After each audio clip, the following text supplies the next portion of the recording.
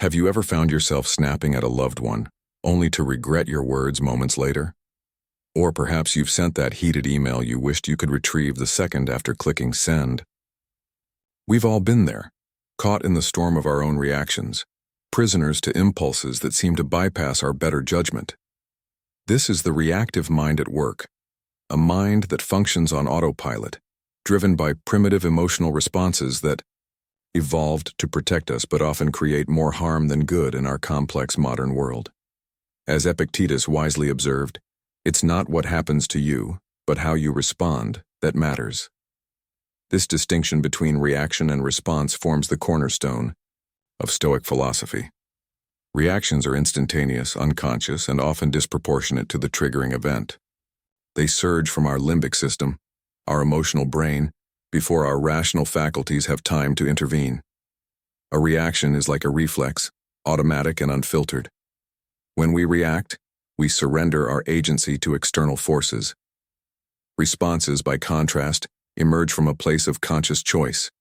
As Seneca advised, the greatest remedy for anger is delay. This pause, this sacred space between stimulus and action, is where our freedom resides. It's where we reclaim our power to choose. Consider the metaphor of a sailing ship. Reactions are like being tossed about by every wind and wave, while responses are the deliberate adjustments of sails and rudder to navigate those same conditions with purpose and direction. One leaves us at the mercy of circumstances. The other transforms those very circumstances into opportunities for growth. Marcus Aurelius reminds us, "You have power over your mind, not outside events. Realize this, and you will find strength."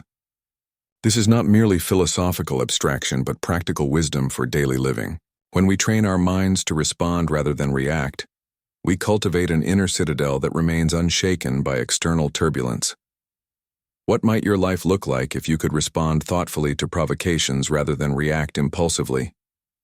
How would your relationships transform? Your work? Your relationship with yourself? The journey from reaction to response begins with awareness, recognizing the difference between the two and catching ourselves in that crucial moment before reaction takes hold. This awareness is the first step toward freedom from emotional servitude. To transform our reactions into responses, we must first understand the architecture of reactivity itself. What happens in those split seconds when we react without thinking? Our brains evolved with a priority for survival, not happiness or wisdom. The amygdala, our brain's alarm system, activates in milliseconds when it perceives threat, flooding our bodies with stress hormones long before our prefrontal cortex, the seat of rational thought, can assess the situation. This amygdala hijack served our ancestors well when facing predators, but proves problematic when triggered by a critical comment or traffic jam. Epictetus understood this mechanism intuitively when he wrote, "It is not events that disturb people, it is their judgments concerning them." Our reactions are not directly to events themselves, but to our instantaneous, often unconscious interpretations of those events. Consider how often we misinterpret neutral facial expressions as negative, or how quickly we assume the worst about others' intentions. These split-second judgments trigger emotional cascades that feel justified, but are frequently based on cognitive distortions, mental shortcuts that sacrifice accuracy for speed. Between stimulus and response, there is a space, wrote Viktor Frankl, echoing Stoic wisdom. In that space is our power to choose our response. In our response lies our growth and our freedom. The Stoics recognized this space exists, however infinitesimal it might seem at first. Our reactive patterns also have deeper roots in our personal histories. The child who was criticized develops a hair-trigger defensive reaction to feedback.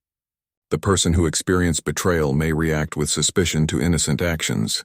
As Seneca noted, we suffer more often in imagination than in reality, and these imagined threats are colored by our past wounds. The physical manifestations of reactivity are equally important to recognize.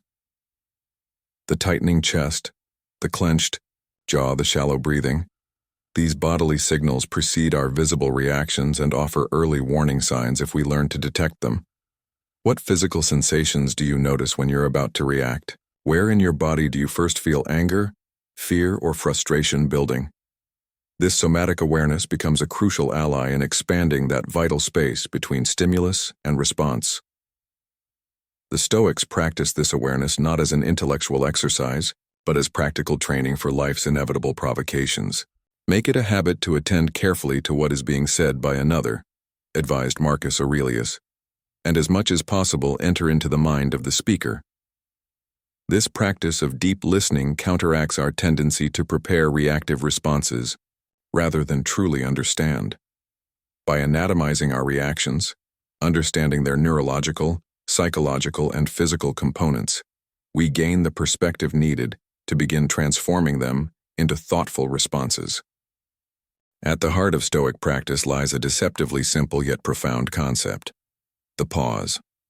This deliberate suspension of immediate action represents not weakness or indecision, but the highest exercise of human freedom, the choice to create space between stimulus and response. How much more grievous are the consequences of anger than the causes of it, observed Marcus Aurelius. This insight reveals the wisdom of the pause, a moment to consider whether our reaction will improve or worsen our situation. The pause is not passive. It is an active, courageous choice to resist the momentum of impulse. Epictetus taught his students to make the best use of what is in your power and take the rest as it happens. The pause allows us to discern what truly lies within our control, our judgments, attitudes, and responses, and what does not. This distinction forms the cornerstone of Stoic tranquility. Consider implementing the practice of the Stoic pause in your daily life. When faced with a triggering situation, take 3 deliberate breaths before responding. During these breaths, ask yourself, is this within my control? What virtue is needed in this moment? How would the wise person respond? Seneca advised, the greatest remedy for anger is delay. He recommended counting to 10 before speaking when angry, a practice that seems simplistic but interrupts the automatic circuit of reaction. Modern neuroscience confirms that even brief pauses can allow our prefrontal cortex to regain control from the amygdala's emotional hijacking. The philosophy of pause extends beyond momentary self-regulation to encompass a broader perspective on life's challenges. Everything that happens is either endurable or not, wrote Marcus Aurelius. If it's endurable, then endure it. If it's unendurable, then stop complaining. Your destruction will mean its end as well. This cosmic viewpoint, stepping back to see events within the vast context of nature and time, creates an existential pause that diminishes the apparent urgency of our reactions. When we contemplate the brevity of life and the immensity of the universe, many provocations that seemed worthy of reaction appear trivial by comparison. The pause also creates space for questioning our initial impressions. First, don't be upset, advised Epictetus. Second, examine whether what's happened is within your control or not. This examination often reveals that our interpretations, not external events themselves, generate our distress. How might your relationships transform if you paused before responding to criticism? What workplace conflicts might be avoided through the practice of deliberate delay? What regrettable words might remain unspoken? The philosophy of pause represents not merely a tactical approach to self-regulation, but a fundamental orientation toward life, one that values wisdom over immediacy, choice over compulsion, and response over reaction. Make it your study to question appearances, advised Epictetus. When an impression strikes, you will say to it, wait for me a little. Let me see what you are and what you represent. Let me test you. This questioning of appearances, what the Stoics called impressions, fantasiae, forms the psychological foundation for transforming reactions into responses. The Stoics recognize that we do not experience reality directly, but through the filter of our impressions and subsequent judgments. An impression is the initial appearance of something to our mind. A colleague's frown, a partner's tone of voice, a challenging email. The judgment is our evaluation of that impression. My colleague is angry with me. My partner is disappointed. This email is threatening my project. Reactions spring from these judgments, often before we've verified their accuracy. The Stoic practice of withholding assent, epoch, involves pausing before accepting an impression as true. When someone criticizes your work, the impression might be, "This person thinks my work is inadequate." Before reacting defensively, the Stoic practitioner withholds assent, questioning, "Is this criticism accurate? Is it offered with good intentions? What can I learn here?" Marcus Aurelius practiced this discipline rigorously. "Today I escaped from anxiety, or no, I discarded it, because it was within me, in my own perceptions, not outside." By recognizing that our distress originates in our judgments rather than external events, we reclaim our power to respond rather than react. This psychological insight has profound implications. If our reactions stem from judgments, and judgments are within our control, then we possess the capacity to transform our emotional life through disciplined thinking. As Epictetus declared, "People are disturbed not by things, but by the views they take of them." Consider applying this practice to common triggers. When cut off in traffic, the impression might be, "That driver just cut me off." The hasty judgment might be, "That driver is disrespecting me and deserves my anger." The Stoic practitioner questions this judgment. Perhaps they didn't see me. Perhaps they're rushing to an emergency. Regardless, does my anger serve any purpose? Seneca observed that the wise person will start each day with the thought, "Today I shall meet with meddling, ungrateful, aggressive, treacherous, malicious, unsocial people." This anticipation of challenging impressions prepares us to withhold assent rather than react automatically. The practice extends to positive impressions as well. When praised, we question whether the praise is warranted and remember that external validation, while pleasant, is not the source of true worth. When successful, we examine whether our success resulted from virtue or mere fortune. How might your emotional life transform if you questioned your impressions before reacting to them? What freedom might you discover in recognizing that many of your strongest reactions stem from unexamined judgments?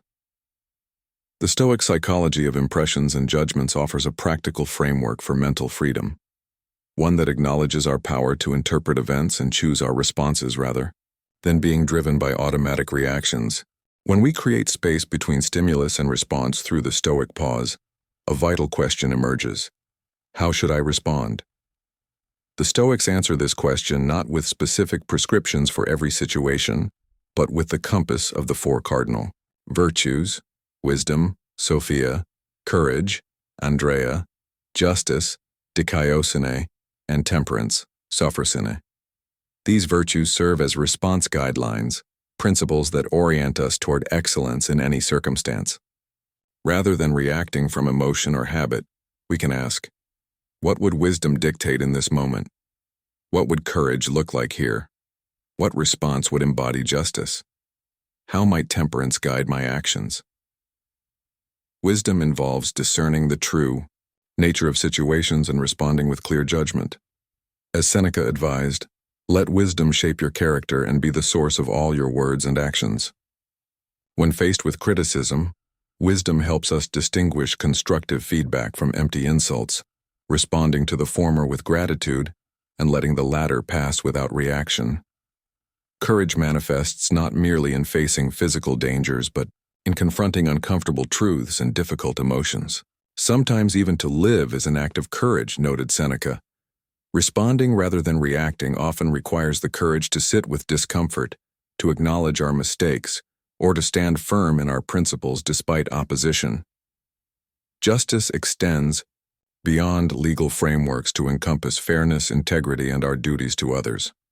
Marcus Aurelius reminded himself to be just in your dealings, even if no one would ever know. A just response considers the welfare of all involved, not merely our own interests or emotions. When wronged, justice might call for setting appropriate boundaries rather than seeking vengeance. Temperance, often translated as moderation or self-control, guides us to respond proportionately. It is the sign of a cultivated mind to rest satisfied with the degree of precision which the nature of the subject admits, wrote Aristotle, whose virtue ethics influenced Stoic thought. Temperance prevents overreaction and helps us maintain equilibrium amid provocations. Consider how these virtues might guide responses in everyday situations. When a friend cancels plans at the last minute, wisdom helps us consider possible reasons before jumping to conclusions. Courage allows us to express disappointment honestly. Justice reminds us to treat them as we would wish to be treated in similar circumstances. Temperance prevents an exaggerated emotional response. The cucumber is bitter? Then throw it out, wrote Marcus Aurelius. There are brambles in the path, then go around them. That's all you need to know.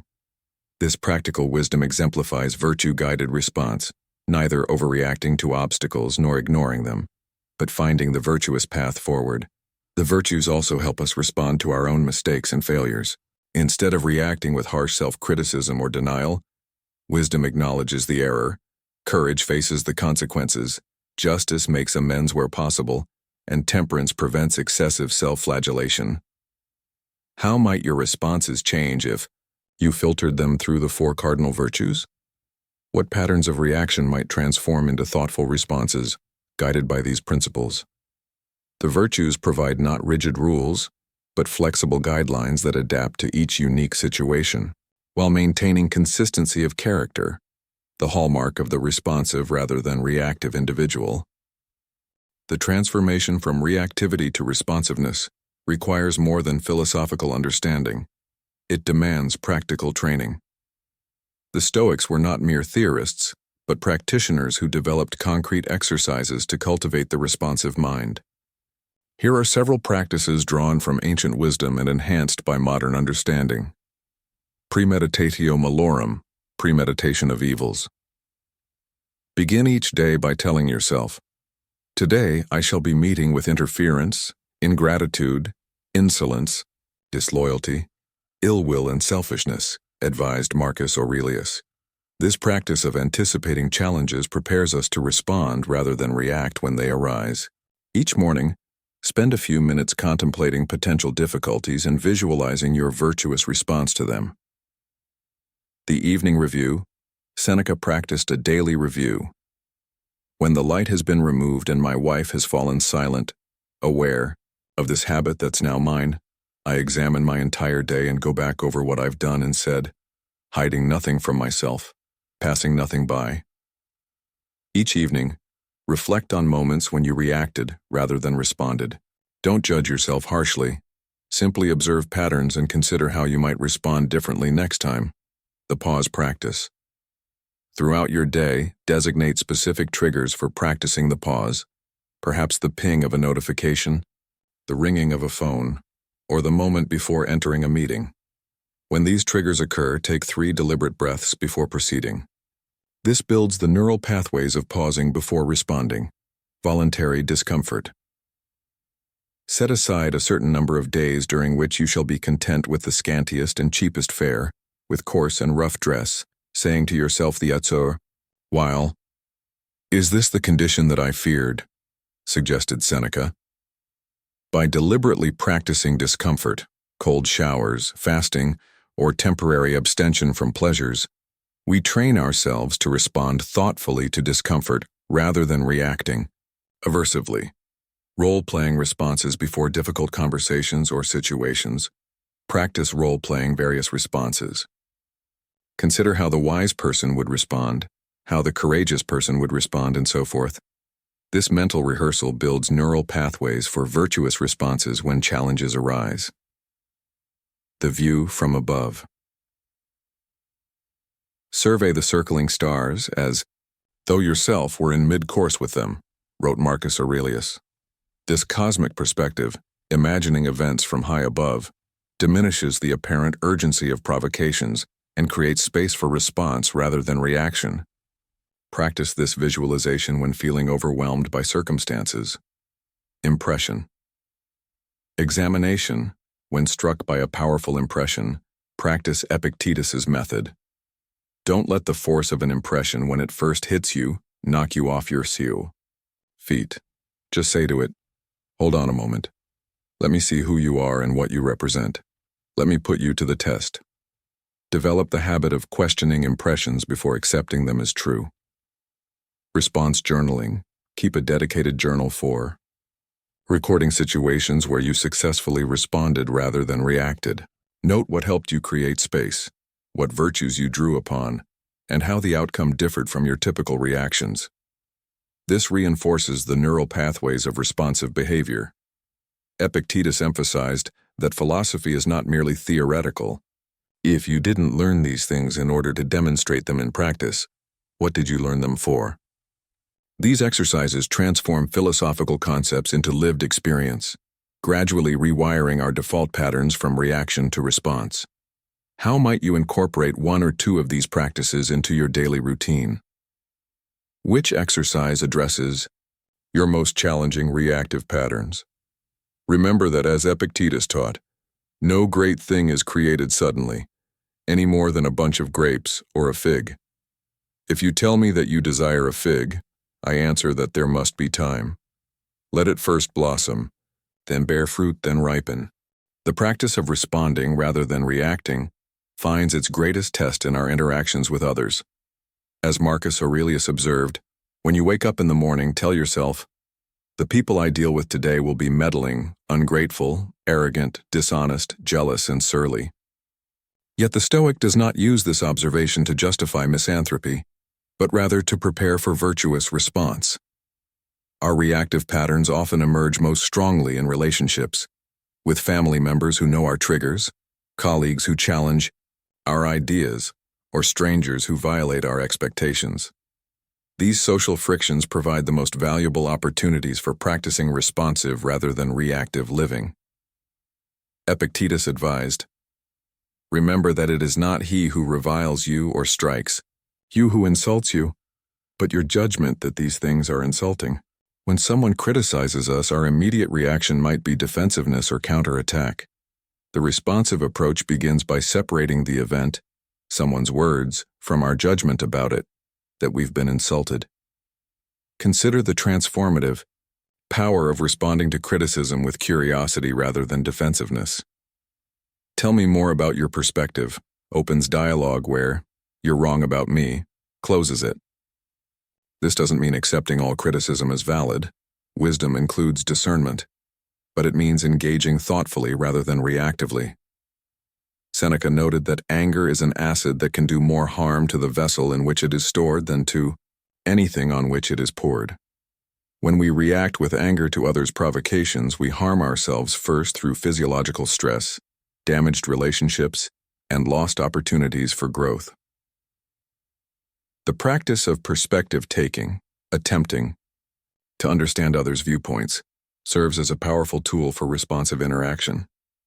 Whenever you're about to find fault with someone, Marcus Aurelius advised himself, ask yourself the following question: what fault of mine most resembles the one I am about to criticize? This self-reflection often softens our judgment and creates space for empathy. Responding rather than reacting to others doesn't mean suppressing authentic emotions or becoming passive. As Epictetus taught, make the best use of what is in your power and take the rest as it happens. We cannot control others' behavior, but we can control our response, choosing to express our feelings and boundaries with clarity and respect, rather than reactive hostility. The Stoics recognized that our social responses shape our character over time. Each interaction presents a choice. Will I strengthen my reactive patterns or build my responsive capacity? Such as are your habitual thoughts, wrote Marcus Aurelius. Such also will be the character of your mind, for the soul is dyed by the thoughts. How might your relationships transform if you responded to provocation with patience, to misunderstanding with clarity, to hostility with equanimity? What new possibilities might emerge in your interactions if you created space between others' actions and your responses? The social dimension of Stoic practice reminds us that responding rather than reacting is not merely a personal discipline, but a contribution to collective well-being, creating ripples of thoughtfulness in a reactive world. The chief task in life is simply this, wrote Marcus Aurelius, to identify and separate matters so that I can say clearly to myself which are externals not under my control and which have to do with the choices I actually control. This distinction between what we can and cannot control forms the foundation of the responsive life. The paradox of Stoic practice is that true freedom comes through discipline. By training ourselves to respond rather than react, we liberate ourselves from the tyranny of automatic patterns and external provocations. We become authors of our lives rather than characters driven by circumstance. Epictetus, who lived his early life as a slave, understood true freedom better than most. Make the best use of what is in your power, and take the rest as it happens. Some things are up to us and some things are not up to us. This clarity about the boundaries of our control creates the mental space for thoughtful response. The responsive life is not about controlling outcomes, but about controlling our approach to whatever outcomes arise. As Seneca advised, apply yourself to thinking through difficulties. Hard times can be softened, tight squeezes widened, and heavy loads made lighter for those who know how to bear them. Consider how this philosophy transforms our relationship with adversity. When faced with challenge, the reactive mind asks, "Why is this happening to me?" generating resistance and suffering. The responsive mind asks, "How can I work with this situation?" creating possibility and growth. This shift from reaction to response extends beyond momentary challenges to our entire orientation toward life.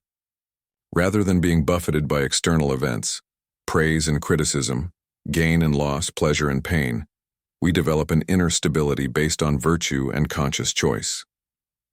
The happiness of your life, wrote Marcus Aurelius, depends upon the quality of your thoughts. By training ourselves to question impressions, pause before judgment, and respond according to virtue, we gradually transform our thought patterns from reactive to responsive, and with them, our experience of life itself. The discipline of response becomes with practice not an effortful imposition, but a natural expression of character. As Aristotle observed, we are what we repeatedly do. Excellence, then, is not an act, but a habit. The responsive life emerges from thousands of small choices to pause, reflect, and act with intention rather than impulse. This journey from reaction to response is not completed in a day or a year, but unfolds across a lifetime of practice. There will be moments of regression, times when we react before we can catch ourselves. But even these become opportunities for growth rather than occasions for self-judgment. How does it help, asked Seneca, to make troubles heavier by bemoaning them? When we fall into reactive patterns, the responsive approach is not self-recrimination but gentle redirection, noting the reaction, learning from it, and recommitting to the practice of pause and thoughtful response. The ultimate freedom of the responsive life lies in recognizing that, while we cannot control what happens to us, we always retain the power to choose our response. As Viktor Frankl, echoing Stoic wisdom, wrote after surviving the concentration camps, "Between stimulus and response there is a space. In that space is our power to choose our response. In our response lies our growth and our freedom." This is the essence of training your mind to respond, not react, not to achieve perfect tranquility or to escape life's challenges, but to meet them with the full dignity of conscious choice. In this practice, we discover what the Stoics knew, that true freedom is not the absence of constraints, but the presence of responsibility, the ability to respond with wisdom, courage, justice, and temperance to whatever life presents. As you continue this practice, remember the words of Epictetus. First say to yourself what you would be, and then do what you have to do. By choosing to be responsive rather than reactive, you set in motion a transformation that touches not only your own experience, but ripples outward to affect all whose lives intersect with yours. Train your mind to respond, not react, and discover in that training not constraint but liberation, not rigidity but resilience, not detachment but deeper engagement with the full spectrum of human experience.